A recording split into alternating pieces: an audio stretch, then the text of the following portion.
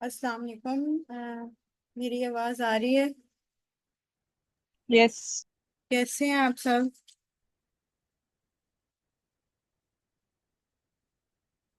अल्हम्दुलिल्लाह ठीक।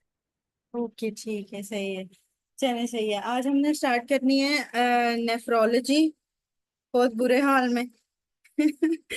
एग्जाम की टेंशन, हाँ, बस लास्ट मंथ अब स्टार्ट होने वाला ही है कुछ दिनों में। अभी चलो है टाइम। 10 दिन तो है इसमें। शुक्र है अल्लाह का, ठीक ठाक। अच्छा। नहीं, एग्जाम की टेंशन ना लो। जितना इजी हो के अपने आप को इजी रख के तैयारी करोगे उतना ज्यादा, बस फोकस अपना रखो तैयारी पे। और पेपर भी सारा जो है ना, वो आपके ना उस पे कंट्रोल कितना है उसी पे डिपेंड करता है सारा। ठीक है, कि पेपर इन्हीं टॉपिक से आया होता है, लेकिन हम बस जो है ना उस वक्त इतने वो बाद दफा टेंशन में चले जाते हैं कि हम जो है ना वो पेपर कर देते हैं खराब विद द टेंशन। तो उसको इजी रखो। चलो, ठीक है, सही है। अच्छा, नेफ्रो के अंदर कुछ चीजें जो है वो फिजियोलॉजी में हम पहले डिस्कस कर लेते हैं अभी, ठीक है। मेरी कोशिश ये होगी कि आज मैं फिजियोलॉजी का आपको मैक्सिमम पोर्शन कवर करा दूं, ताकि कल हम पैथोलॉजी कर लें और संडे रेस्ट ले लें, ठीक है। तो अगर हो गया तो ठीक है, वेल एंड गुड है। ना हुआ तो फिर उसके हिसाब से देख लेंगे, ठीक है। अच्छा, कुछ चीजें जो है वो नेफ्रो में समझने वाली हैं पहले, ठीक है, क्योंकि अभी आप लोगों ने नेफ्रो पहले नहीं गई की है शायद। ऐसे ही है, नेफ्रो पहले की है कि नहीं की?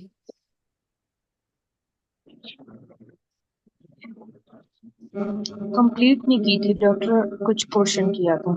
किया था कुछ पोर्शन, ठीक है। कुछ बच्चों ने किया था कुछ पोर्शन, चलो ठीक है, सही है। अच्छा, नेफ्रो में हमारे पास जो, हम अगर स्टार्ट लें जिस चीज से, तो आप लोगों को पता है कि क्या है कि किडनी के अंदर का स्ट्रक्चर है, ठीक है, जिसे हम जो है वो ग्लोमेरुलस भी कहते हैं, ठीक है। एक स्ट्रक्चर है जिसमें एफरेंट आर्टरियोल्स आती हैं, बोमेन्स कैप्सूल वगैरह आता है, ठीक है। बोमेंस कैप्सूल वगैरह आता है, और इसके अलावा जो है वो इफरेंट आर्टरियोल्स वगैरह आती हैं, ठीक है। एक ग्लोमेरुलर अपरेटस सारा जो आ रहा होता है, किडनी का ये आ रहा होता है, ठीक है। जी, नेफ्रो बनने लगे, ठीक है। तो उस अपरेटस के अंदर जो है वो डिफरेंट हमारे पास सेल्स हैं, जैसे अगर मैं आपको बताऊं तो उसके अंदर जो है वो जक्स्टा ग्लोमेरुलर सेल्स हैं, मैक्यूला डेंसास हैं, ठीक है। मैक्यूला डेंसा की कल जैसे हम पैथोलॉजी भी पढ़ रहे थे, ठीक है। तो डिफरेंट सेल्स हैं उस ग्लोमेरुलर अपरेटस में। फिर उससे क्या करना है, जीएफआर की मेंटेनेंस उसके साथ एसोसिएटेड होती है, ठीक है। तो उसमें मैं आपसे एक पिक्चर शेयर करती हूँ अभी। तो उससे थोड़ा सा देख लेते हैं कि कैसे जो है वो मेंटेनेंस होती है सारी। और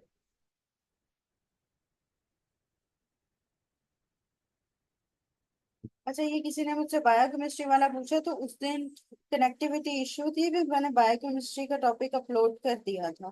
तो काइंडली उसको पढ़ लें, और अगर एमसीक्यूज फिट करें सॉल्व उससे, ठीक है। वो मैंने उस दिन अपलोड कर दिया था बायोकेमिस्ट्री का।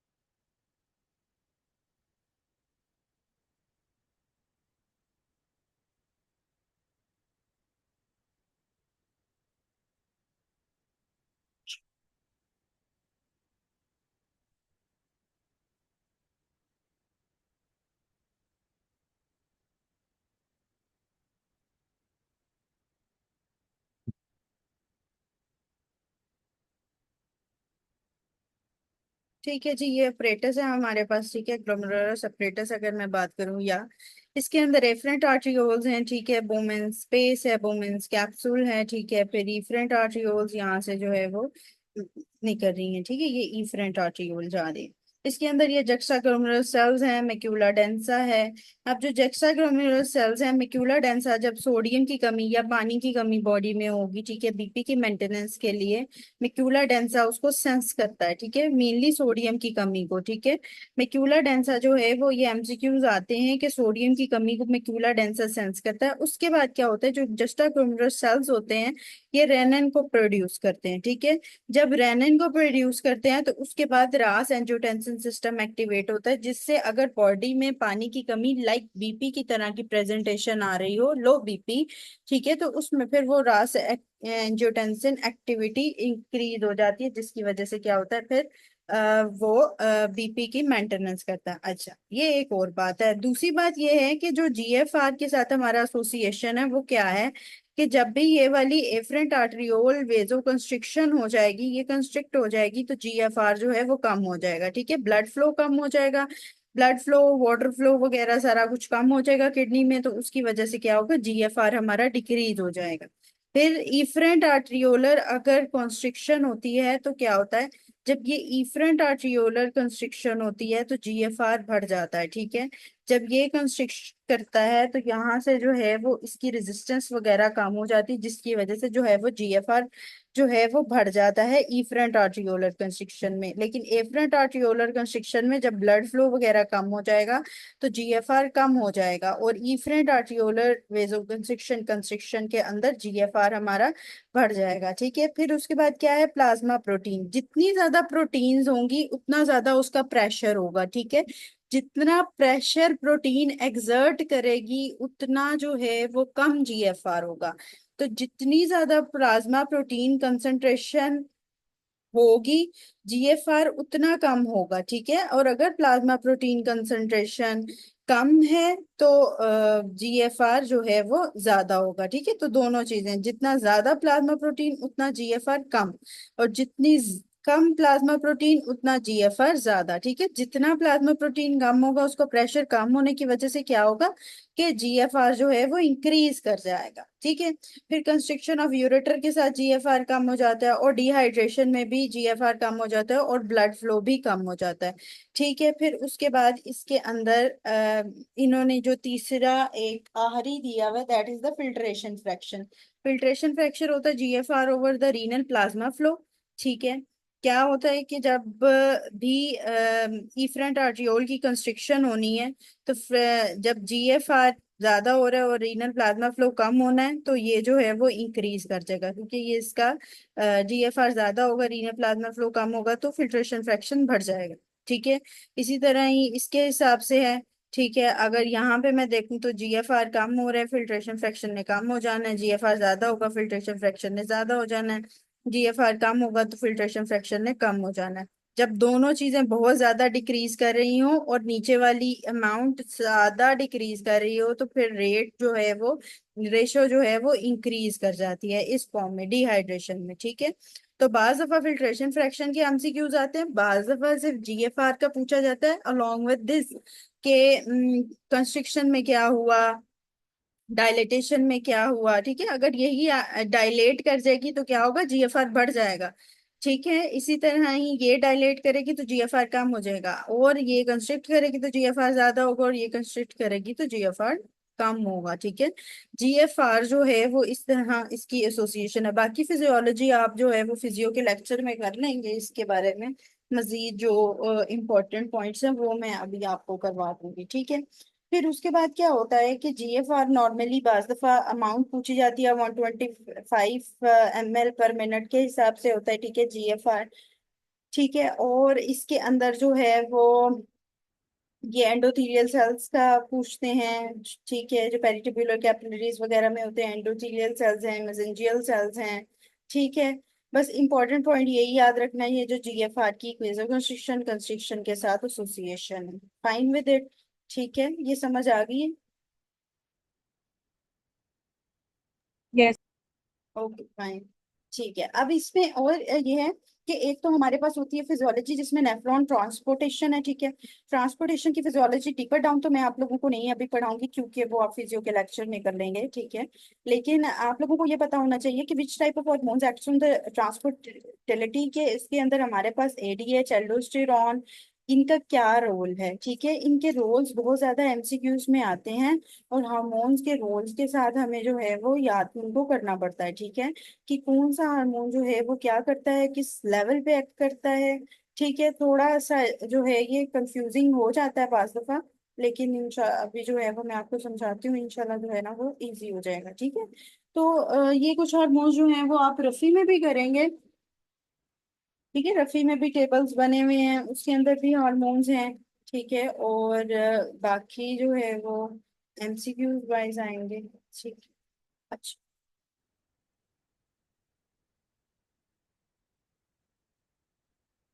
ठीक है, ये जो कुछ हार्मोन्स हैं जिसके अंदर उन्होंने एंजियोटेंसिन 2 लिखा हुआ है, ठीक है। और एडीएच है इम्पोर्टेंट, एल्डोस्टेरॉन इम्पोर्टेंट है, ठीक है। पैराथायरॉयड हार्मोन और एएनपी भी है, ठीक है। ये सारे हार्मोन्स आ जाते हैं। अब जो एंजियोटेंसिन होता है इसका काम क्या होता है, ये ब्लड वॉल्यूम और ब्लड प्रेशर को मेंटेन करता है, ठीक है। जो एंजियोटेंसिन है that maintains the blood volume and blood pressure, ठीक है। जब भी बीपी कम होता है, ठीक है, ब्लड वॉल्यूम ब्लड प्रेशर को कंट्रोल कर रहा होता है, मेनली ब्लड प्रेशर के साथ है, ठीक है।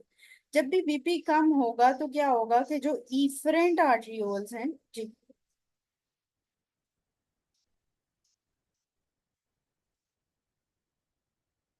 ठीक है, जो इफरेंट आर्ट, आवाज आ रही है मेरी आप लोगों को? डॉक्टर रूसा, क्या क्या हुआ है, क्वेश्चन मार्क? अच्छा, जो एंजियोटेंसिन 2 है दैट रिस्पॉन्स,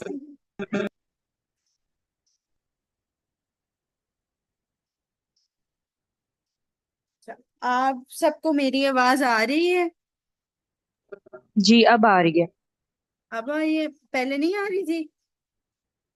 अच्छा, आ आ रही। रही थी। ओके ओके फाइन, ठीक है। अच्छा, अब ये देखें कि एंजियोटेंसिन 2 ने क्या करना है, that response to the BP. जब भी ब्लड में बीपी, जब भी बॉडी में बीपी कम होगा तो ये एंजियोटेंसिन 2 उस रिस्पॉन्स में बनना होता है, ठीक है। बनता कहाँ से है, लंग्स के अंदर। एक्टिवेट किधर होता है, लंग में।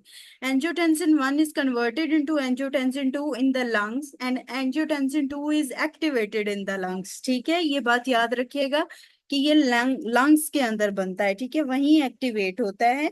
फिर उसके बाद क्या होता है कि जब बीपी कम होता है तो इफरेंट जो आर्ट्रियोल है वो कंस्ट्रिक्ट होने की वजह से क्या होता है, जीएफआर या फिल्ट्रेशन फ्रैक्शन बढ़ जाता है।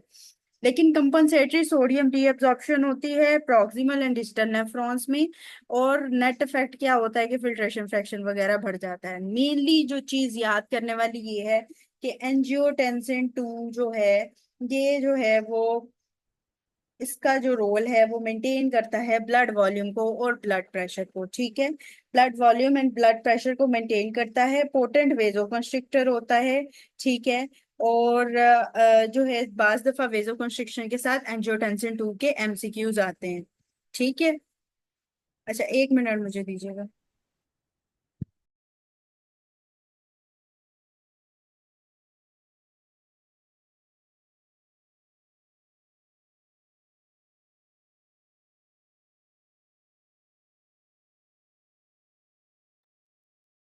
अच्छा, तो इसके अंदर क्या है कि एंजियोटेंसिन 2 जो है, जब भी बीपी कम होगा तो वो रिस्पॉन्ड करेगा। दूसरा ये वेजोकंस्ट्रिक्टर है। फिर एएनपी एंड बीएनपी क्या है, जो एएनपी होता है ये क्या करता है, ये आर्टीरियल प्रेशर को रिस्पॉन्ड करता है। जब भी बॉडी में बहुत ज्यादा बीपी बढ़ जाएगा या बहुत ज्यादा ब्लड आ जाएगा या पानी ज्यादा आ जाएगा ड्यू टू रास सिस्टम, ठीक है, रास सिस्टम क्योंकि बीपी की मेंटेनेंस के लिए काम कर रहा होता है, तो जब भी वो ज्यादा हो जाएगा तो उससे क्या होगा कि ये indirect effect efferent arteriole dilatation करेगा थ्रू इनहिबिशन ऑफ नॉरएपिनेफ्रिन, जिसकी वजह से जीएफआर वगैरह बढ़ाएगा, ठीक है। और उसके बाद क्या करेगा, net effect sodium loss and volume loss भी करेगा, ठीक है। एएनपी मेनली जो है एट्रिया से रिलीज हो रहा होता है। जब भी बहुत ज्यादा पानी वगैरह आ जाता है तो फिर ये उस रेनन एंजियोटेंसिन सिस्टम को कम करने के लिए क्या करता है, जीएफआर बढ़ा देता है, ठीक है। Blood flow to the system बढ़ा देता है। मैक्यूला डेंसा के ऊपर जब ब्लड फ्लो वगैरह यहाँ पे जीएफआर भी जब बढ़ेगा तो इसका क्या मतलब है कि मैक्यूला डेंसा को सोडियम भी प्रॉपरली मिल रही है। जब मैक्यूला डेंसा को सोडियम प्रॉपरली मिलेगी वो जक्स्टा ग्लोमेरुलर सेल्स को एक्टिवेट नहीं करेगा और रेनन सिस्टम एक्टिवेट नहीं होगा टू इंक्रीज मोर बीपी, ठीक है। तो जब भी बहुत ज्यादा आर्टीरियल प्रेशर हो रहा होता है तो वो किडनीज को कहता है कि जीएफआर बढ़ाओ ताकि रेनन कम हो, ठीक है। रेनन एग्जैक्टली तो जीएफआर एक किस्म का बढ़ा रहा होता है, दूसरा बीपी बढ़ा रहा होता है, ठीक है। रेनन का तो ये काम होता है। तो जब वो ऑलरेडी जीएफआर बढ़ा होगा तो किडनी को रेनन जो है वो क्या क्या कह सकते हैं कि रेनन रिलीज करने की जरूरत नहीं पड़ेगी, ठीक है। तो एएनपी ऑलमोस्ट जो रेनन एंजियोटेंसिन सिस्टम होता है उसको इनहिबिट करता है, ठीक है। वो प्रोमोट करता है नाइट्रोसिस को और एफरेंट आर्टियोलर डायलिटेशन कर देता है, ठीक है। Fine with it. उसके बाद यहाँ पे है हमारे पास एल्डोस्टेरॉन एंड एडीएच, ठीक है। जो एडीएच है that is the two type of ADH, एक वी1 होता है एक वी2 होता है, ठीक है। वी2 जो है वो एक्वापोरेंस पे एक्ट कर रहा होता है वाटर की एब्जॉर्प्शन के लिए, ठीक है। कलेक्टिंग डक्ट्स पे जो है वो उसका मेनली एक्शन हो रहा होता है, एक्वापोरेंस पे वहां पे वो एक्ट कर रहा होता है, ठीक है। ये वेजोप्रेसिन के तौर पे एक्ट करता है, इसका नाम ही एडीएच है। एडीएच ने जो है वो पानी को अंदर लेके आना है, ठीक है। एडीएच ने पानी की को मेंटेन करना है, ठीक है। अगर कभी भी यूरिन जो है बहुत ज्यादा डाइल्यूटेड निकल रहा है और अंदर प्लाज्मा की जो है वो osmolarity that is the concentration of the solute वो जब कम हो रही है या प्लाज्मा थिक हो रहा है, ठीक है, पानी नहीं है प्लाज्मा में, तो क्या होगा, एडीएच एक्टिवेट हो जाएगा। एडीएच अंदर पानी को जो है वो रोक के रखेगा, ठीक है। फाइन। अच्छा, मुझे 2 मिनट दीजिएगा, मैंने एक चीज रिसीव करनी है, मैं फिर 1 मिनट में आपको दोबारा से ज्वाइन करती हूँ, ओके।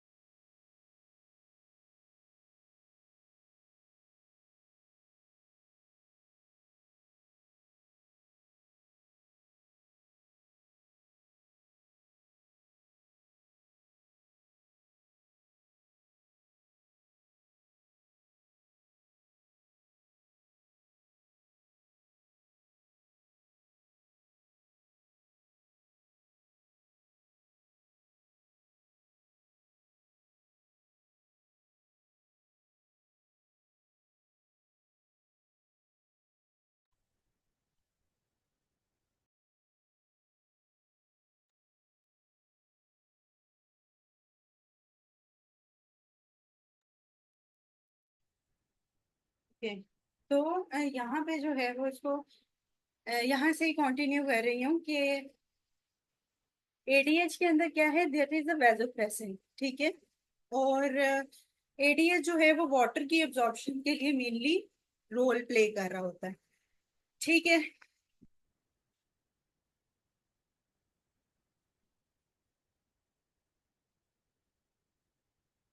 तो जब भी आपके पास वाटर की एब्जॉर्प्शन का आए एमसीक्यूज तो एडीएच की तरफ जाना है, ठीक है। क्योंकि एडीएच ने जो है वो वाटर की एब्जॉर्प्शन करनी है, ठीक है। डायबिटीज इंसिपिडस में हम एडीएच की ही कमी पड़ते हैं, जिसकी वजह से क्या होता है, अंदर जो है वो प्लाज्मा की या ईसीएफ की ऑस्मोलैरिटी कंसंट्रेशन इंक्रीज कर जाती है, ठीक है। और यूरिन की जो है वो कंसंट्रेशन कम हो जाती है। लेकिन जब एडीएच एक्टिवेट होता है तो क्या होता है कि प्लाज्मा की ऑस्मोलैरिटी डिक्रीज कर जाती है, ठीक है। मतलब कि प्लाज्मा में वॉल्यूम वाटर का ज्यादा हो जाता है, जिसकी वजह से उसकी जो ऑस्मोलैरिटी है that is due to the solutes. ठीक है, तो वो जो है वो कम हो जाती है और बाहर जो है वो कंसंट्रेटेड यूरिन वो निकलने लग जाता है। ठीक है, उसके बाद एडीएच का हमारे पास ये भी आता है कि पहले वो कलेक्टिंग डक्ट्स पे एक्ट करता है, फिर वो डिस्टल कॉन्वोलेटेड ट्यूब्यूल्स पे और फिर सीसीटीज पे। ठीक है, और एल्डोस्टेरॉन का जो रोल प्ले है वो क्या है? एल्डोस्टेरॉन ब्लड वॉल्यूम लो में रिस्पॉन्स करता है, लेकिन ये मेनली रिस्पॉन्स तब करता है जब ब्लड में या प्लाज्मा में पोटाशियम बहुत ज्यादा हो जाए। ठीक है, पोटाशियम को निकालने के लिए एल्डोस्टेरॉन अपना एक्शन प्ले करता है। ठीक है, उसमें क्या होता है, जब वो पोटाशियम को निकाल रहा होता है तो सोडियम की रीअब्जॉर्प्शन करता है।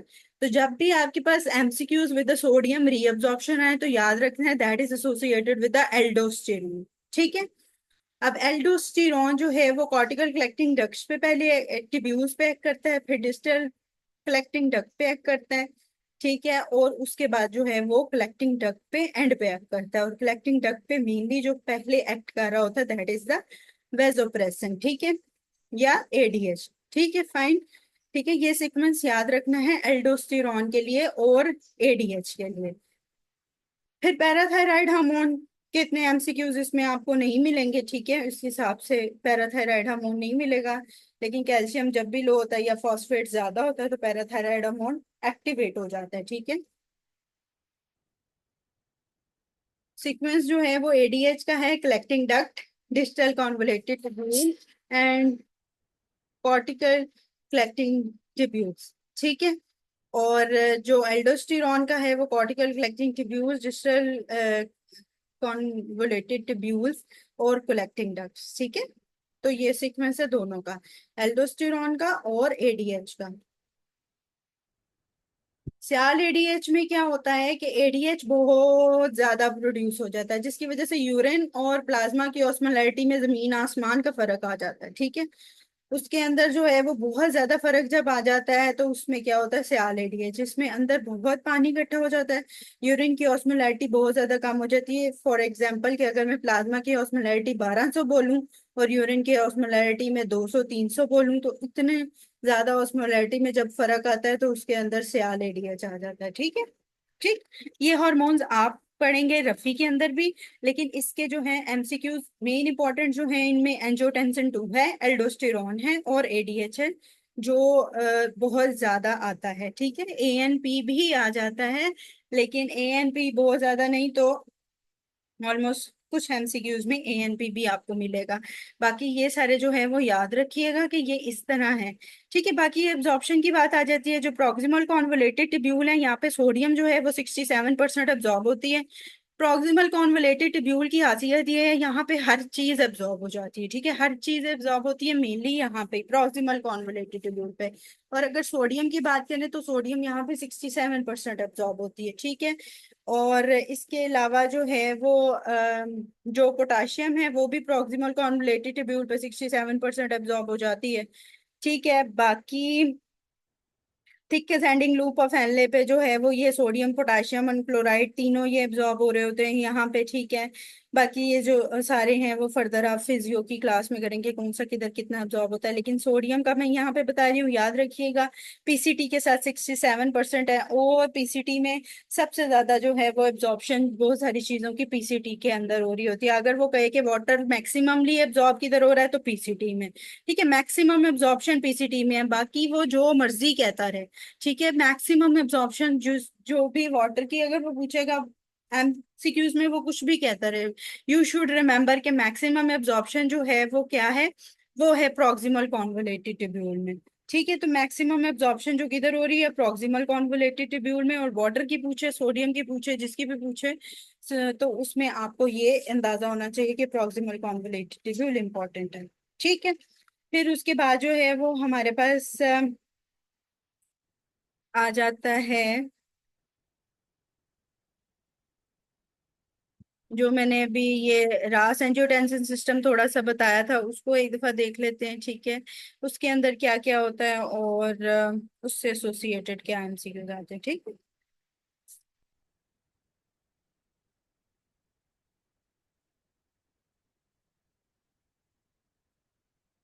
अच्छा, इसके अंदर क्या है कि रास एंजियोटेंसिन सिस्टम के एक्टिवेटर क्या होते हैं कि जब भी बीपी कम होगा, मैक्यूला डेंसा को सोडियम क्लोराइड की जो है वो डिलीवरी कम होगी, या सिंपैथेटिक टोन ज्यादा हो रही है, B1 रिसेप्टर ज्यादा हो रहे हैं, कंस्ट्रिक्शन ज्यादा हो रही है, तो उस सूरत हाल में जो है वो रास एंजियोटेंसिन सिस्टम एक्टिवेट होगा।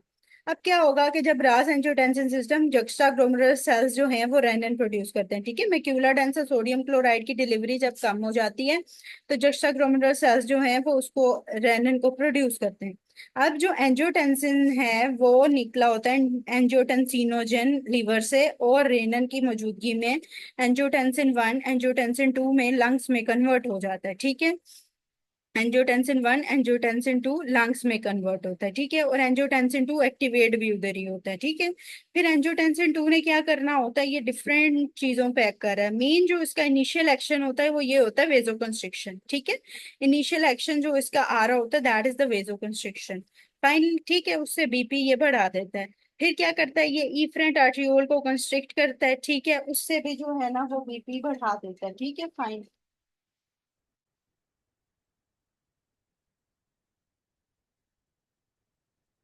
ठीक है, उसके बाद क्या होता है कि सोडियम और हाइड्रोजन एक्टिविटी जो है ये ज्यादा होती है, प्रॉक्सिमल कॉन्वोलेटेड सेल्स पे एक्ट करता है। तो यहाँ पे जो है वो सोडियम एंड हाइड्रोजन की जो है वो एक्टिविटी को ज्यादा करता है, और उससे क्या होता है कि sodium bicarb and hydrogen reabsorption जो है वो शुरू हो जाती है, ठीक है। तो एंजियोटेंसिन 2 इनडायरेक्टली सोडियम एब्जॉर्प्शन और उसके साथ भी होता है, लेकिन अगर मेन सोडियम एब्जॉर्प्शन के लिए बात करूं तो एल्डोस्टेरॉन को याद रखना है, that is acting in the sodium reabsorption, ठीक है।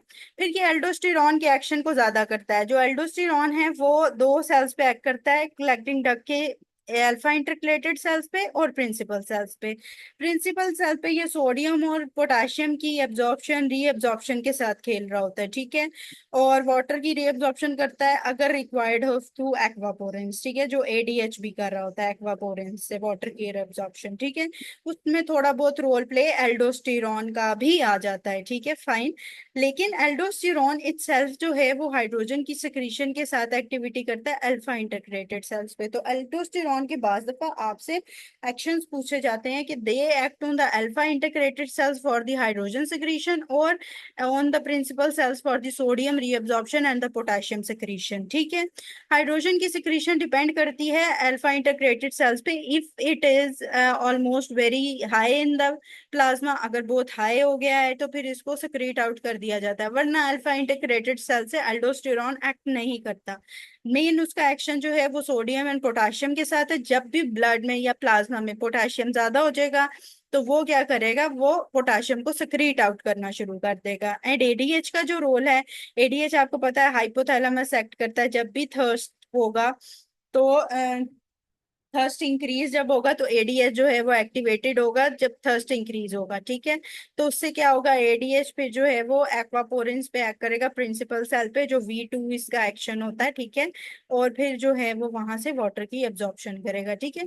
मोस्ट प्रोबेबली आपको अब यहाँ पे समझ आ गई होगी कि रास एंजियोटेंसिन सिस्टम कब एक्टिवेट होता है, क्यों एक्टिवेट होता है, और इसका एक पूरा जो है इसमें मल्टीपल एमसीक्यूज मैंने आपसे डिस्कस करनी है, ठीक है। तो ये जो है वो एमसीक्यूज आ जाते हैं इसमें। ठीक है, यहाँ तक समझ आ गई है, इसमें कोई प्रॉब्लम तो नहीं हुई, समझने में इजी है यहाँ तक। ओके फाइन, ठीक है। अच्छा, फिर इसके बाद जो है वो हमारे पास जो इम्पोर्टेंट चीज देखने वाली है दैट इज व्हाट के जब हमारे पास एसिडोसिस,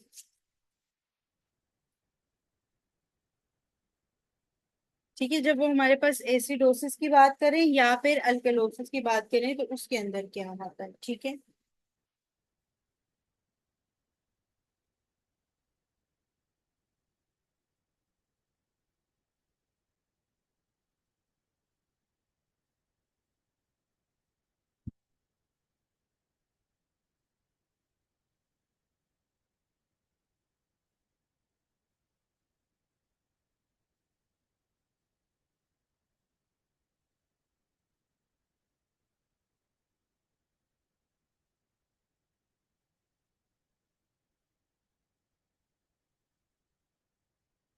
अच्छा, तो ये जो है वो एसिडोसिस की ये एक पिक्चर है, ठीक है। इसमें क्या है कि अगर मैं इसकी बात करूं तो ठीक है। अच्छा, इस पिक्चर में क्या है कि हमारे पास जो है वो पहले हमने आर्टीरियल पीएच चेक करनी है। जब भी आपने एसिडोसिस या अल्कलोसिस की बात करनी है, सबसे पहले you have to check the pH, whether the pH is below 7.35 and greater than 7.45। ठीक है, ये आपके पास एक रेंज है 7.35 एंड 7.45 की। जब भी that pH is below the 7.35, then go for the checking of bicarb और कार्बन डाइऑक्साइड। ठीक है, मेनली पहले जो है वो बाइकार्ब को देखा जाता है, क्योंकि जो रीनल सिस्टम होता है वो बहुत फास्टर एक्ट करता है। ठीक है, और जो लंग्स का सिस्टम होता है वो थोड़ा सा स्लो डाउन एक्ट कर रहा होता है फॉर द मेंटेनेंस। ठीक है, तो जो है वो मेनली पहले बाइकार्ब को देखा जाता है। अच्छा, अब बाइकार्ब की जो वैल्यू है ये 20 to 28 MEQ मैंने ऊपर लिखी हुई है। ठीक है, 20 to 28 की वैल्यू है। जब 20 से कम हो जाएगी that is the metabolic, that is the acidosis. ठीक है, जब बाइकार्ब की वैल्यू 20 तक कम हो जाएगी, और किसी बुक में जैसे कि रफी में बाज दफा 22 to 28 की भी वैल्यू लिखी होती है, तो बहुत सारे एमसीक्यूज आपका 22 के हिसाब से आते हैं। ये फर्स्ट एड का रेफरेंस है, लेकिन जो सीपीएसपी के एमसीक्यूज हैं उसमें बाज दफा 22 से भी कम जो है वो बाइकार्ब लिखा हुआ होता है। ठीक है, तो 22 या 22 से 28 की जो वैल्यू है that is with the acidosis. ठीक है, तो जब भी पीएच कम होगी और बाइकार्ब कम होगा that is the metabolic acidosis. ठीक है, जब भी ये याद रखिएगा, पीएच कम होती है दैट इज एसिडोसिस। एक बात हमने क्लियर कर ली, अब उसमें हमने बाइकार्ब और उसको देखना है। तो जब बाइकार्ब कम होगा तो मेटाबॉलिक एसिडोसिस के अंदर जाएगी, और इस जो मेटाबॉलिक एसिडोसिस होती है उसमें कार्बन डाइऑक्साइड इंक्रीज होती है। कार्बन डाइऑक्साइड की वैल्यू है 36 to 44 mmHg कार्बन डाइऑक्साइड की वैल्यू होती है। ठीक है, नॉर्मल।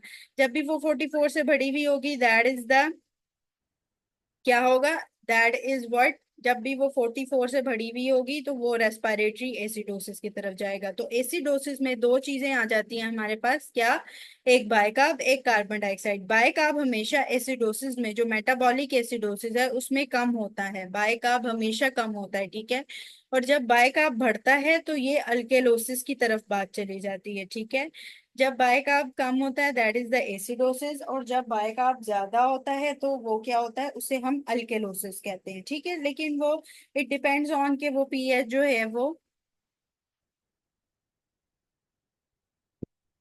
ठीक है, वो पीएच इट डिपेंड्स ऑन कि पीएच ज्यादा है या कम है, उसके हिसाब से आपने अंदाजा करना होता है। ठीक है, अब जो मेटाबॉलिक एसिडोसिस होता है जिसके अंदर बाइकार्ब 20 से कम होती है, ठीक है, उसके अंदर क्या होता है, उसके अंदर ये होता है कि उसमें जो है वो मेटाबॉलिक एसिडोसिस में कार्बन डाइऑक्साइड भी डिक्रीज करती है। कंपनसेटरी जो रिस्पॉन्स आता है मेटाबॉलिक एसिडोसिस का, उसके अंदर क्या आता है कि कार्बन डाइऑक्साइड भी डिक्रीज करेगी। ठीक है, तो कंपनसेटरी रिस्पॉन्स में हमेशा याद रखना है, जब मेटाबॉलिक एसिडोसिस में बाइकार्ब को कम करेंगे तो कार्बन डाइऑक्साइड भी डिक्रीज करेगी। ठीक है, मेटाबॉलिक एसिडोसिस की मैं बात कर रही हूँ।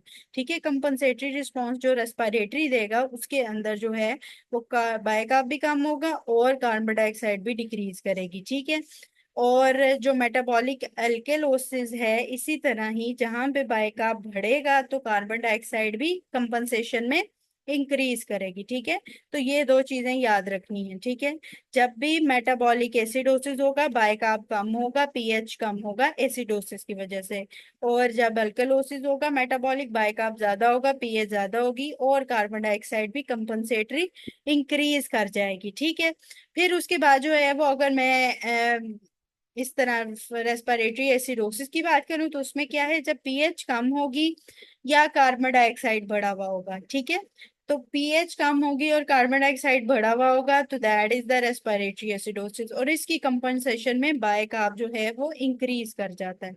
ठीक है, कंपनसेशन में बाइकार्ब इंक्रीज कर जाता है। और इसी तरीके से जो रेस्पिरेटरी अल्केलोसिस है उसमें कार्बन डाइऑक्साइड कम होती है। ठीक है, कम होने की वजह से क्या होता है कि बाइकार्ब भी यहाँ पे कंपनसेशन में डिक्रीज कर जाता है। ठीक है,